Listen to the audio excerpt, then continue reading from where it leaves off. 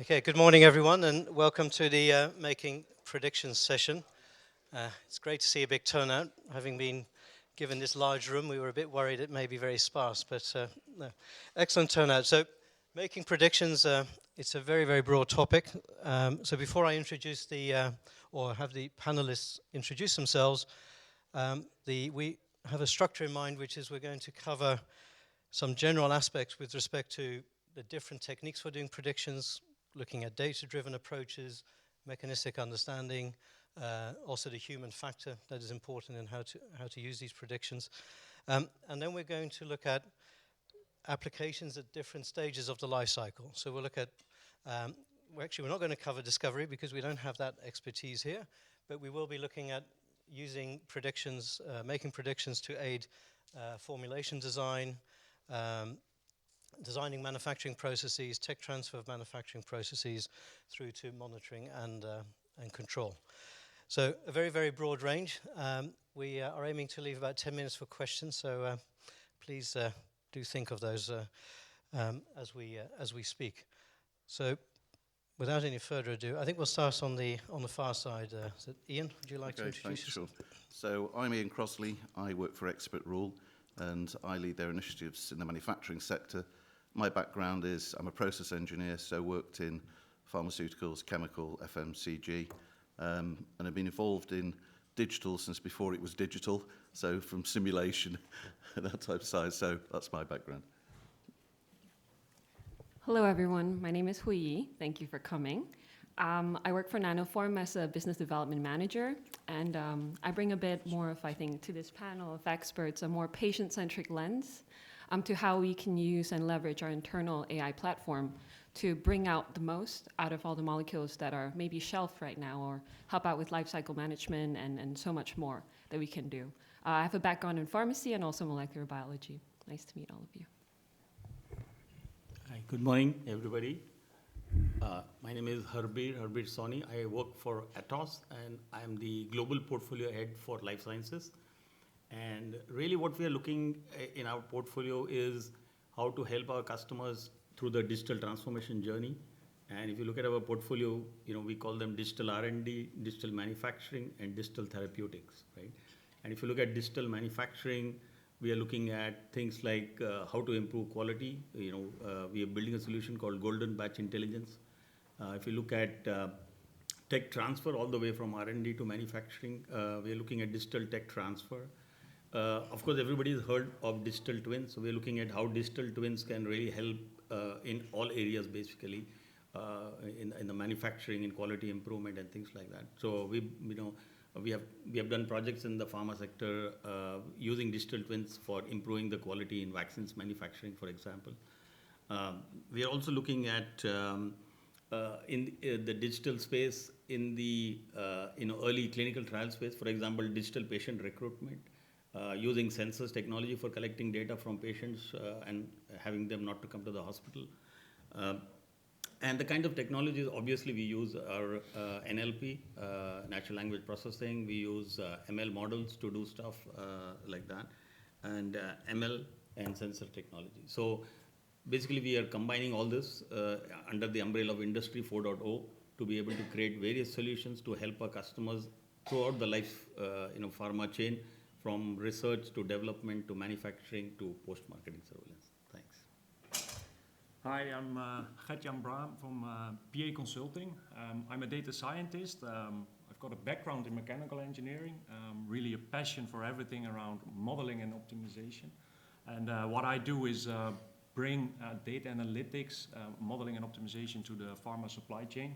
And I'm doing this together with a team of colleagues that have expertise in either supply chain, really designing processes and equipment, and my team bringing analytics to that.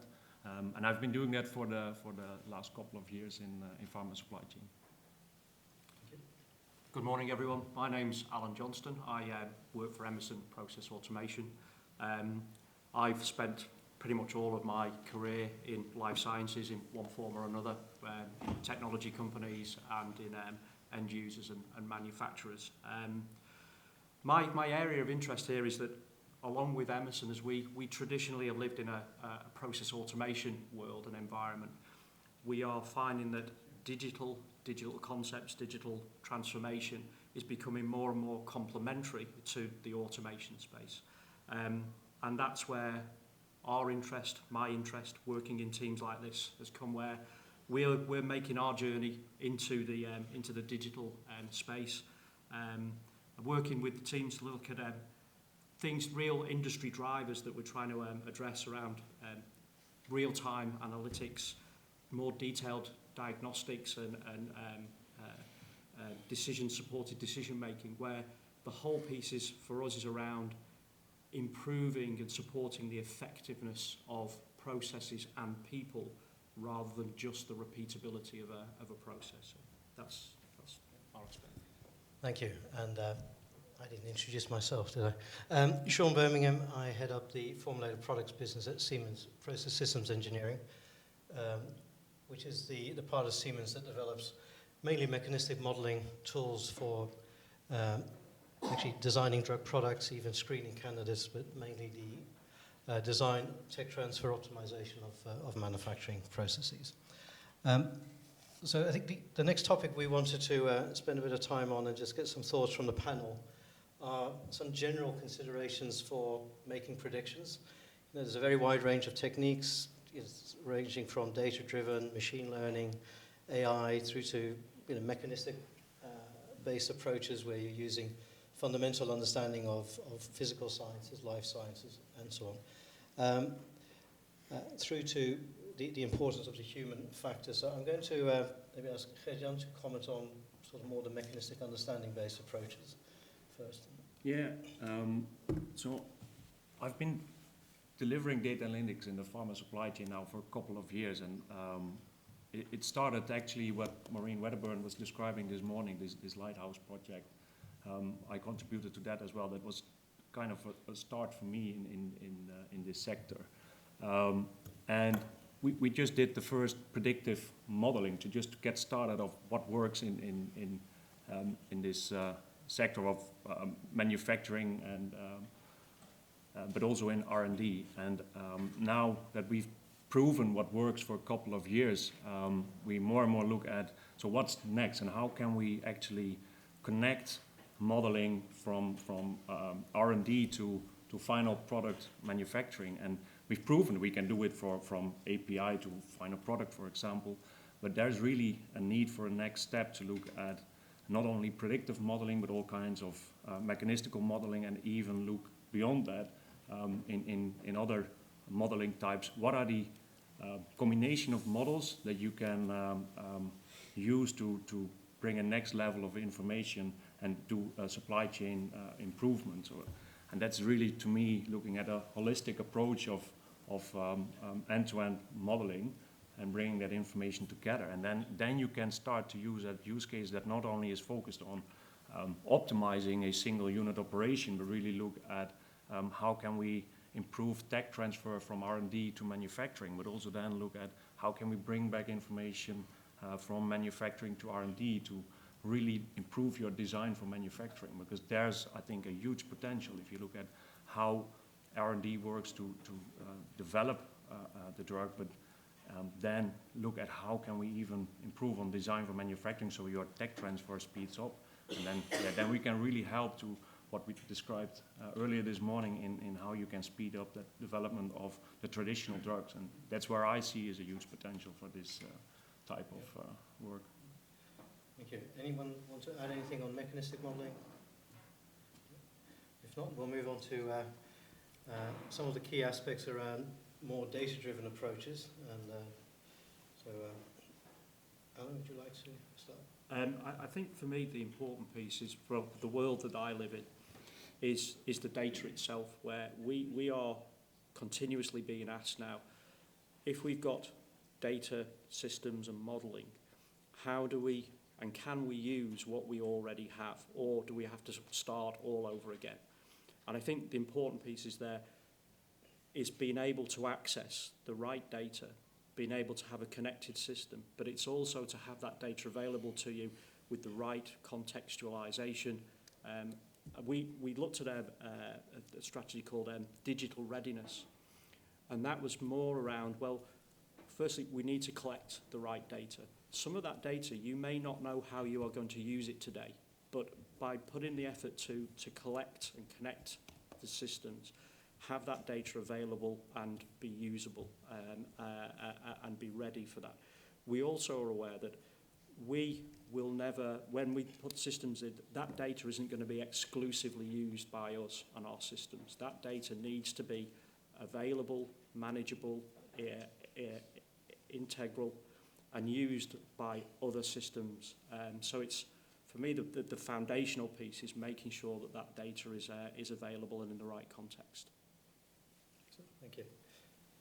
Anything to add on the data side? Yeah, I'll just say really, it's got to be clear what you're trying to achieve when you're looking at this. So it's really having a clear plan at the start of what your objectives are and how you're going to go about that. And I think there's another consideration in there is whether you're actually starting with a clean sheet of paper or you're having to start maybe with an existing plant and put a new product onto it. So I think these are all important considerations of what you're doing. So I would say, to reiterate what Alan said, is first of all having a plan, understanding what you're trying to achieve and having that, then ensuring that data's there in the right format at the right time and in the right place so you can access it, and also having clarity of what you're trying to achieve. So when you are looking at these things, making sure that you have a trail, because in the pharma industry it's important that you can audit what you're doing and why you're doing these things. So having data and having an answer isn't necessarily the answer, it's understanding how you get to that answer as well. And I think that's one of the key parts in there. Thank you. And can you also comment on the human factor that we discussed? So, yeah, this is something I really am a great believer in, is data can give answers, but also it doesn't necessarily explain exceptions and anomalies that are happening. So I would always say there's an awful amount can be captured from people who know the system, know the process, and know maybe the chemistry around it. So you can actually also capture on top of the data knowledge from people, and you can augment that data with real knowledge, and that gives you a very, very powerful tool. So I think that's important. And I think the other part is, when you go on these journeys, you need to have buy-in from the top down and the bottom up. You can't just do it by having a small team. It's got to be the benefits to everybody. Anything to add? Could I just add one piece to that, Sean? Just to, again, build on what Iain said, one of the challenges that we've been asked is, traditionally we're technologists, so we look at data from a technology and a connectability perspective. But more recently we've been asked to look at the same challenge from a data point of view, but through the eyes of the data consumer rather than through the eyes of the technologist. And it's made us look at and approach almost the same question, the same challenges from a different point of view and a different perspective. So we're going to do these projects, or we're going to look at this innovation, but we're going to look at it from who are the different data consumers, how are they going to use the data, where do they want to see the data, when do they want to see the data.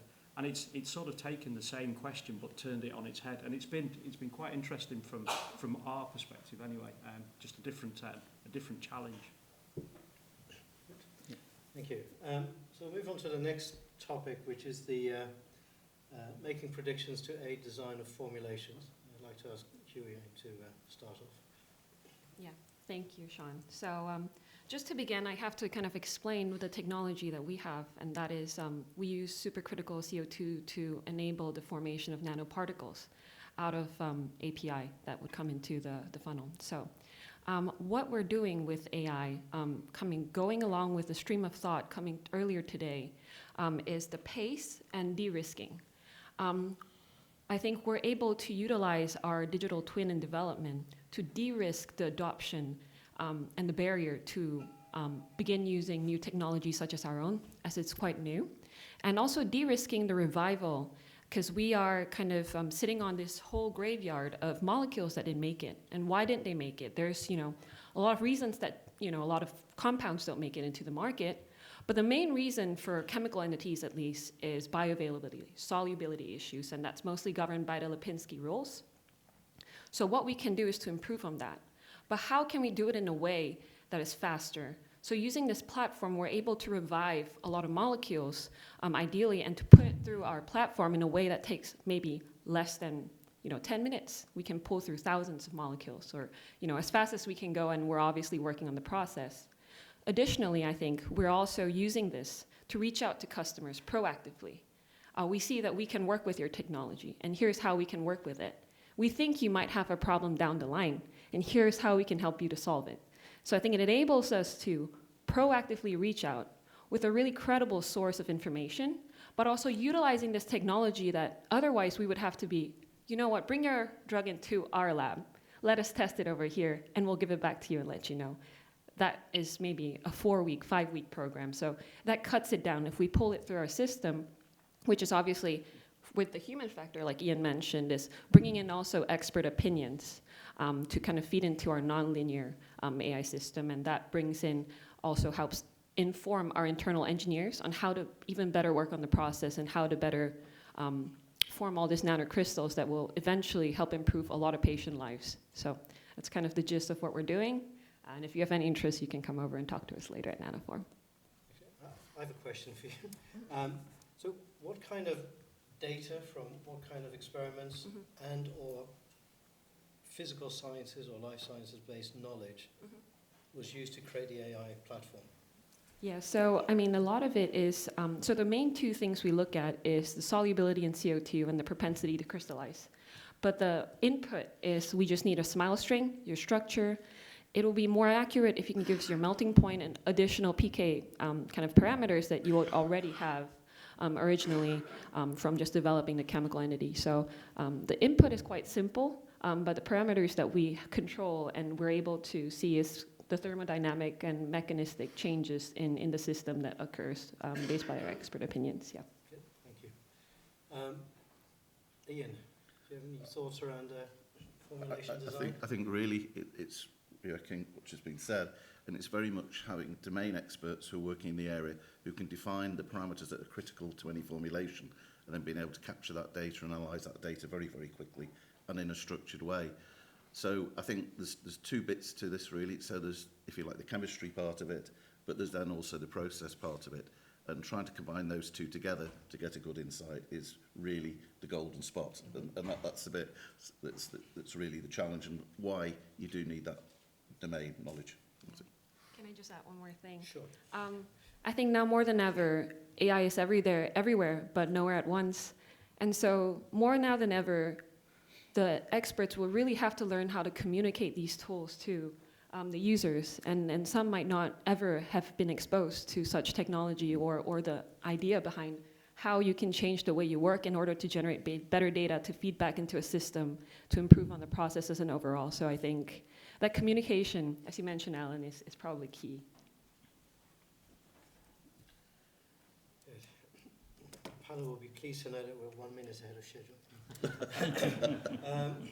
The next topic we're going to talk about is the making predictions to aid the design and tech transfer of manufacturing processes. Harbir, would you like to start? Yeah, sure. So, Atos as a systems integrator, obviously we work with partners to bring solutions to our customers. And I have two partners here. One is Siemens and other is Emerson. So in the technology transfer area, we work with Emerson. They acquired a company recently called Fluxa, and we were already working with Fluxa. And they have a product called PKM. Now the whole, the new trend, or the one that we are proposing, is really to go from a people-centric, technology-driven process to a data-driven, technology-driven process, right? So we call it recipe-driven, technology-driven process, right? So what we're trying to do is really build a complete system where you have all the ELNs on one side integrated with PKM, where all the knowledge is captured. So whether it is the product knowledge, all the tests, all the analysis, everything they will capture in one single product. And on the right-hand side, you integrate it with a MES system so that there is a continuous single data flow all the way from the experiments in the lab to the full-scale production that you would actually do in a site, right? And to this, we integrate a digital twin. So the digital twin is basically a generic recipe simulator. So if you have a number of sites, when you build the digital twin, you can see on a computer system, basically you can simulate and see how your processes will work in a particular site versus another site. And then you can make corrections and before actually doing any physical manufacturing, right? So that's the process we are going, we are working the solution that we have put together. Also, we know that for manufacturing, you need to do some validation batches, and that's where a lot of money is spent in doing that. And again, using digital twins, we want to see a data-driven validation process so that you actually don't do physical manufacturing, but using data, you're able to prove that, this product is going to be, is going to deliver the goods, basically, right? So this is the new approach we are looking towards tech transfer, what we call as digital tech transfer, where we are using 3 different modules, so ELNs integrated with the PKM package with the MES systems, basically, right? Where all the data is captured and you can utilize the data to drive a digital twin, and the digital twin will give you all the validations and predictions for manufacturing. Alan, you want to add something on your... on the... Well, it was a good overview, but I think from our perspective, really, it is about having... The ultimate goal is it's about time and security, and it's reducing the time taken to bring new product to market. It's about the time taken to introduce new product to new facilities. That's the real driver, and as Harbir said, it's about collecting that data in a single point of being able to manage that from all the way through product development, but then geographically across different sites. So part of the function or the feature, I won't go into the technologies, but it's called facility fit, and it's the piece I really like, where because you've done all of that upfront work and design around the unit operations and the asset and the parameterization, almost with a click of a button you can say, is facility A equal to facility B, equal to facility C? Can I use those facilities? Do they fit the product I want to make? Sure. And what are the gaps that are there? So that used to be a hugely onerous exercise. Now it's almost, because it's digital, it's the click of a button and it will tell you instantly. Right. And also we see that the technology transfer time can be reduced from 15 to 20 months to 6 months. And we see that for every validation process, you would save about $1 million using these digital technology transfer processes. So that's a huge benefit to the organization. Yeah, what I would like to add to that is there's many practical challenges that you will have if you really try to implement this, and I've seen this in practice for the last years, and I would like to tell you about this a little bit. Starting with that human factor, it's really about engaging with everybody involved. That, for example, data analytics, data science, or call it AI, machine learning.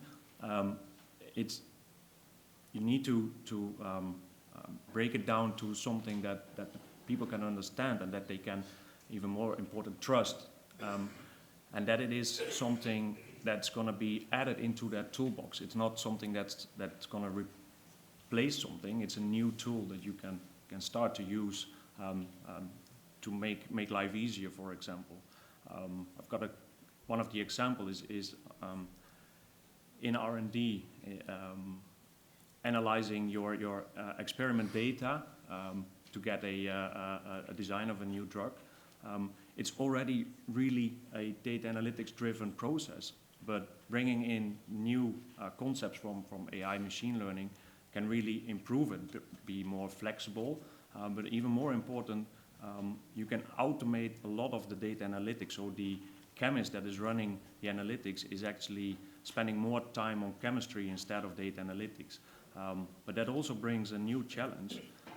You need their expertise to build on the contextualization of the data. So building automated data pipelines, that's something that's in the market, and all the big vendors have their solutions for it. But to really make it happen, to make it work, you need those expertise from the chemists, the engineers, to really understand what is the data that we need and how do I contextualize it. Because it's not that straightforward to take for example, data from a machine and from your quality systems and put it together. Yes, in a perfect automated world where everything is programmed with the data analytics in mind, it can be fully automated and easy, but most of the time it's not. We have legacy systems, so you don't have all the sensors connected that will tell you this is where a batch started and ended. It's really simple examples, but to be able to automate that and have an automated data pipeline that gives you the contextualization to run the analytics, that's really a challenge, and we have done this many times now. It can be done, but you really need to know how to bring together the expertise from guys from factory floor to systems, and you all need to come together to deliver this together. Iain? Okay, yeah, I mean, realistically, most things have been covered here, but I think the whole point is, Alan went back to it, is having the data contextualized for the right user in the right place. And I think a lot of people just think data gives them all the answers, and giving everybody the data helps. It doesn't. People need to understand what they're looking at and how they're going to use it. And I think the other important thing is you do need, particularly in this type of industry, the human interaction with that data to ensure that things are safe, are controlled, and they can, really work with them. So I think the big advantage in tech transfer here is really you can highlight where risks are and risks in each of those stages, and you can almost traffic light those to people and say, look, I have got a problem here it is, but here's the data around that specific problem. And I think that's where you save a lot of the time and effort, and even wastage of materials as well. So all of those parts go together.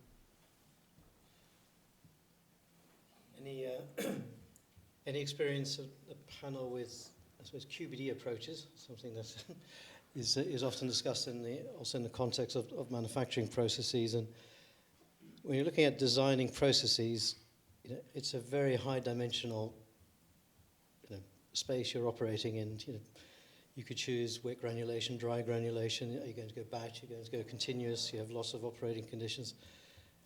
Do you feel that nowadays there is enough data generated to be able to solve these things with data, or in your experience do you still rely heavily on more science-based approaches? I would say there's a bit of both in here. There's no one answer for everything. I think that's it.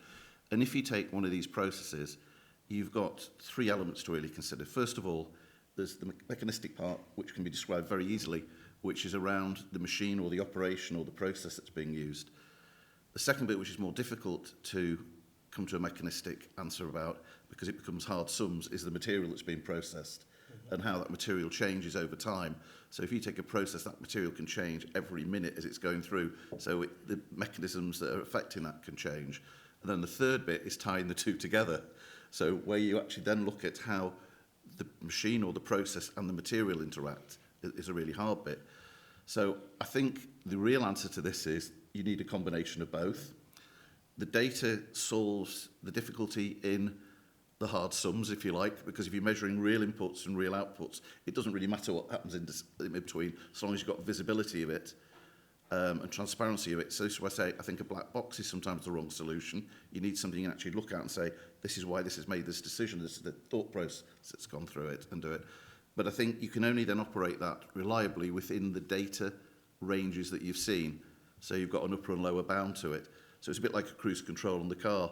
If you set a speed to it, and then you touch your brake or accelerator, it comes off. And I think with the data-driven approach, that's it. But what you can do is you can consume data from mechanistic models to then improve that range, so you can expand that capability, and then you can start doing things like looking at input and output error and how you can fine-tune it to achieve it. So I think the answer is probably, I would say, is there's no one solution gives you the total answer. You need to be prepared to work with a number of solutions, and I would say that that would be an approach to take, but make sure you have defined the challenges clearly first. Yep. I agree entirely. So we'll move on to the last topic, and then we'll have about 10 minutes Q&A. So the last topic is around the making predictions to aid monitoring and control of the manufacturing process. And I think it'd be interesting for me, but also hopefully for the audience to also get a feel for the maybe more traditional approaches where data was generated primarily on the manufacturing plant to create the models for monitoring control, and the newer approach, which I think Alan was you were alluding to earlier, which is, can we actually take the model out of R&D, engineering tech transfer, and use that to monitor and control? Yeah. Who'd like to go first? Yeah, I can go first on this. So I would like to quote a practical example, a solution that we have built. And this was a digital twin that was built for GSK for the vaccines manufacturing process. So this is a microfluidic process, and this was the first time they were going to do that. And we wanted to see how you can use a digital twin to actually control the whole flow process, right?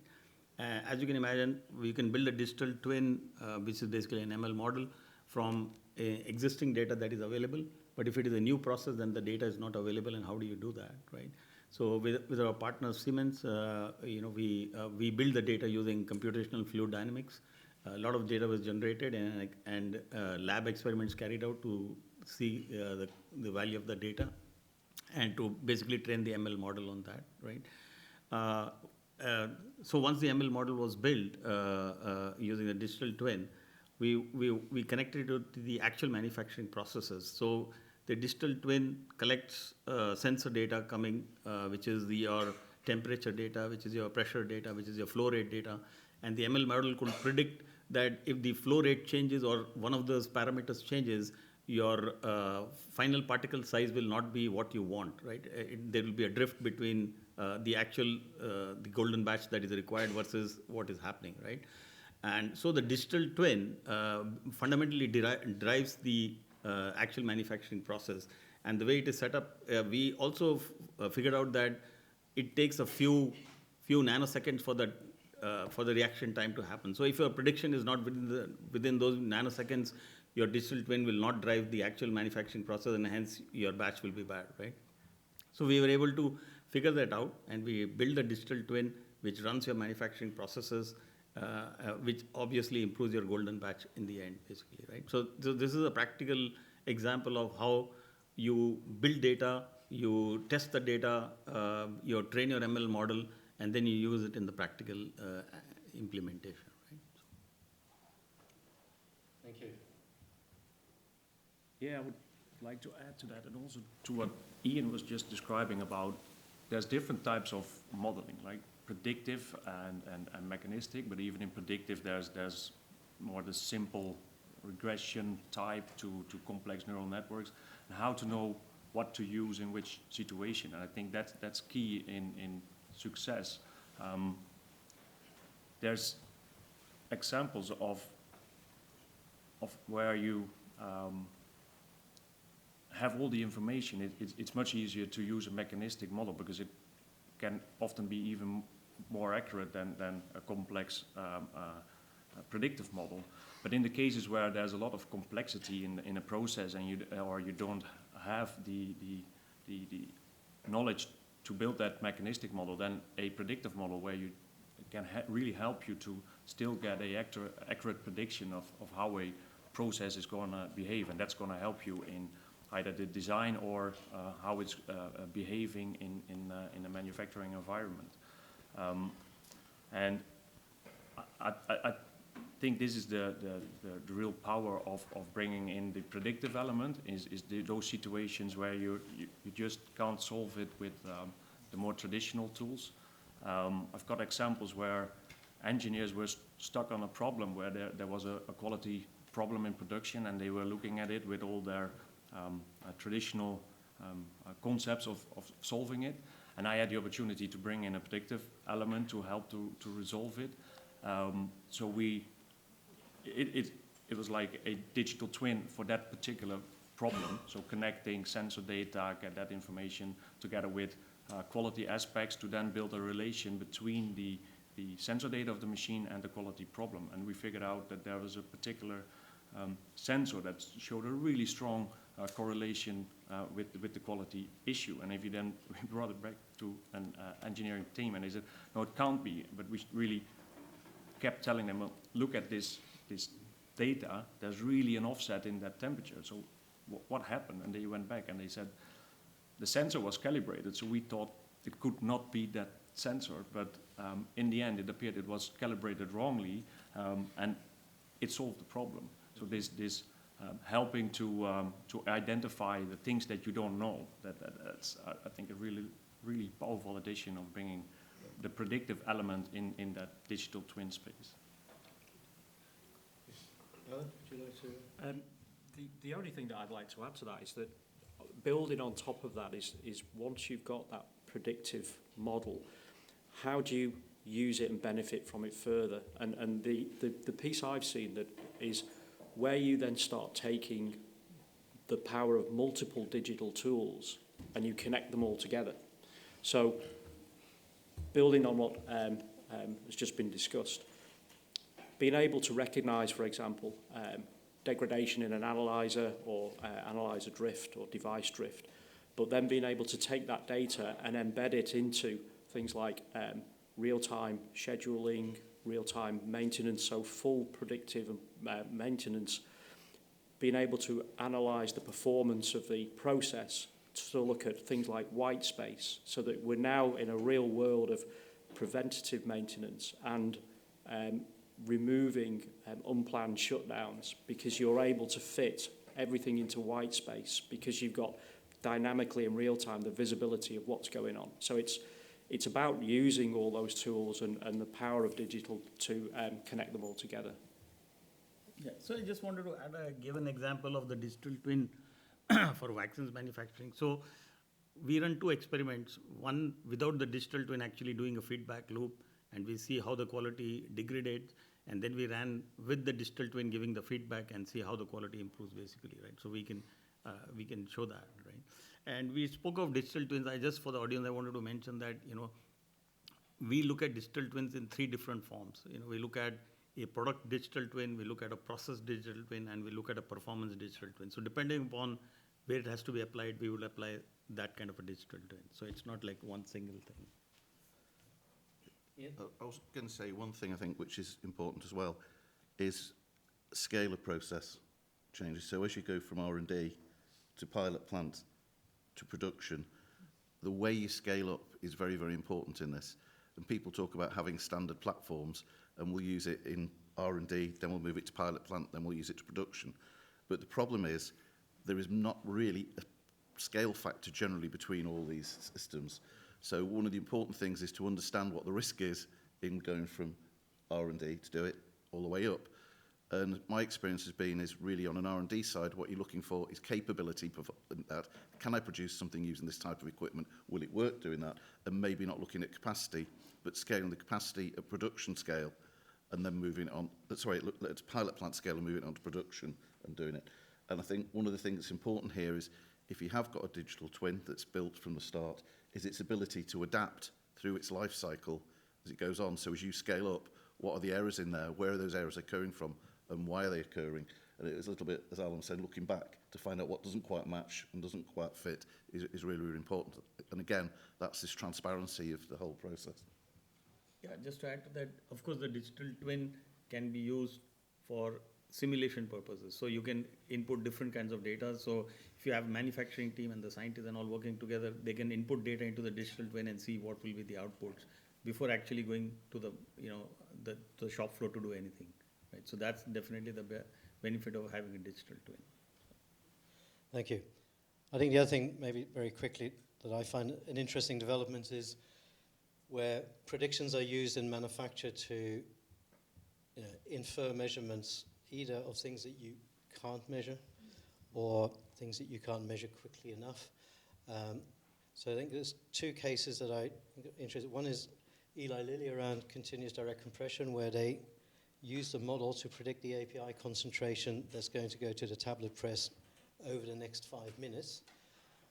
And they developed a control strategy that uses both the physical measurements from the NIR probe and combine it with the forward prediction to come up with a much more robust control strategy.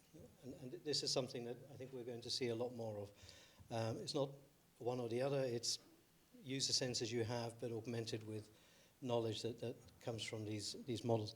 And the other example I've seen is one of the big companies in Singapore is being able to predict formation of impurities that are very difficult to measure online. You could measure them with HPLC, but if you're in a continuous manufacturing process, again, it's a bit late. So, and with all these applications, you already see that these applications are typically done in the pharma companies where the R&D engineering and the manufacturing organizations are much closer together. Okay, well, I'd like to thank the panel for now. You're going to have to answer some questions. Any questions? I'm not sure if we have a... Joe, let me give you the microphone. Otherwise, you won't be recorded for. Thank you very much. My name's Jo Craig. A long background in GSK, but for the past 4 years, I've been working for and consulting for small virtual biotech companies in product design, manufacturing, scale up, and supply. And as I'm sure you know, in small companies, money is thin, pace is everything, and patients are waiting. And we're largely repurposing old molecules that Big Pharma have thrown out. So my question to you is, how can you help me in a very practical sense? So to what extent are you embedding your tools in facilities where I can access them for my clients that are waiting? Is that MMIC? Is it the CDMOs? You've all spoken about your examples with Big Pharma, but how can you help to accelerate the small companies?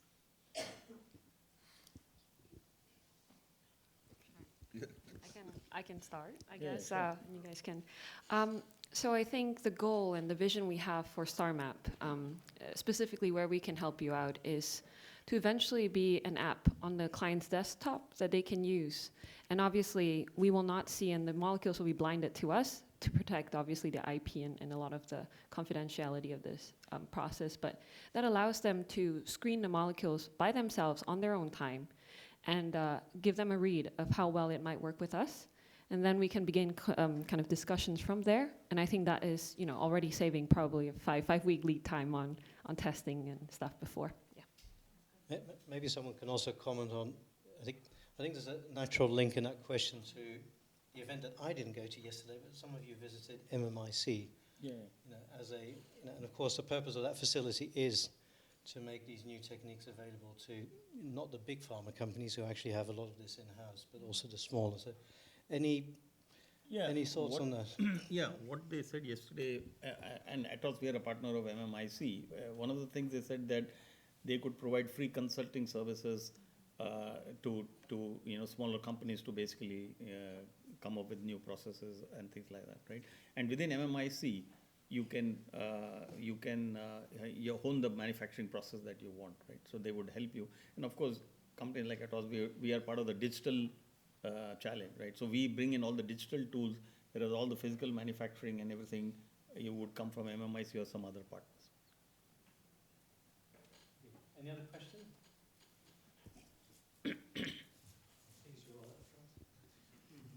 I'm Robert Heckathorn with AstraZeneca. I work on the large molecule side of development and in the automation space. And I've found that anytime you streamline or automate a process like tech transfer, for example, it exposes other bottlenecks.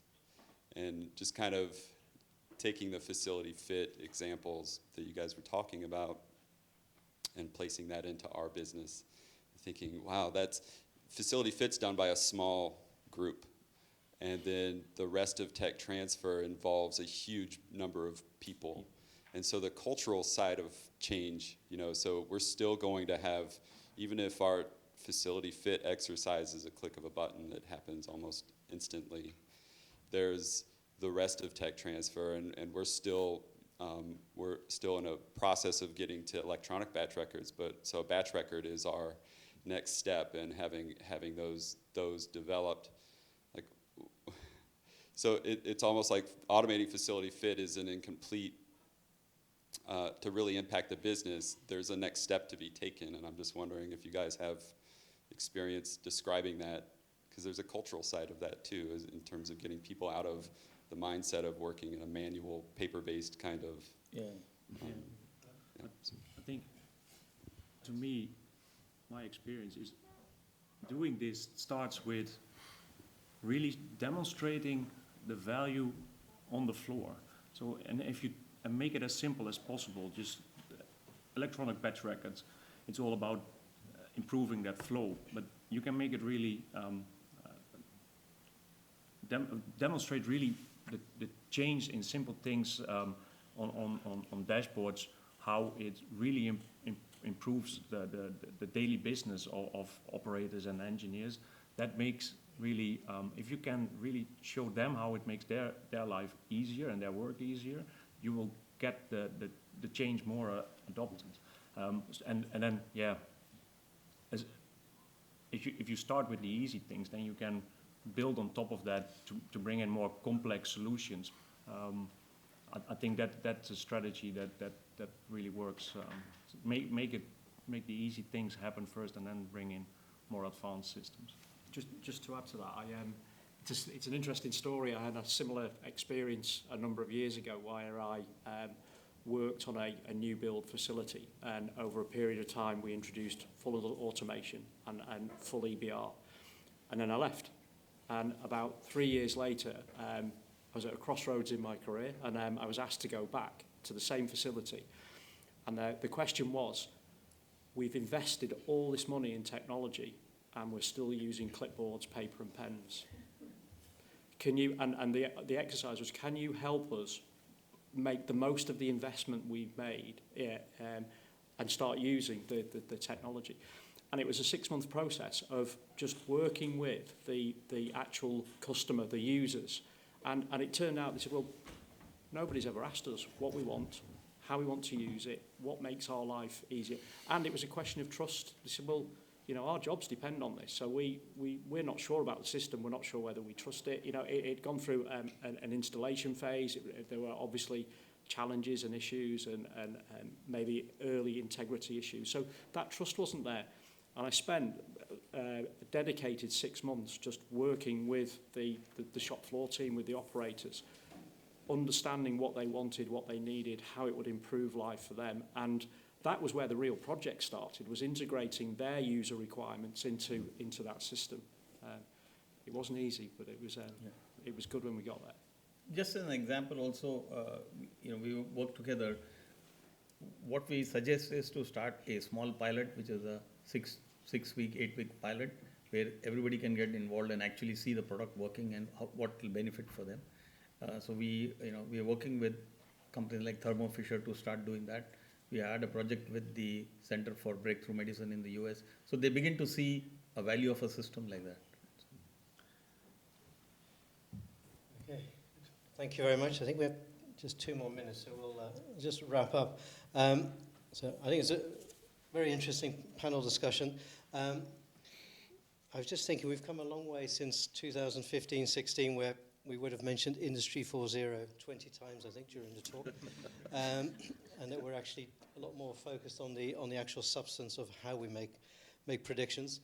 I thought Iain made an interesting point about, we have lots of different tools, data-driven models, mechanistic understanding, and so on. And indeed, it's about finding the best combination, and that depends on where you are in the life cycle. If you're very early in the life cycle, you typically have very little data and a very high dimensionality, which is very challenging. And so you may want to focus more on mechanistic understanding. As you go further down that life cycle, you'll probably start looking more and more at data approaches.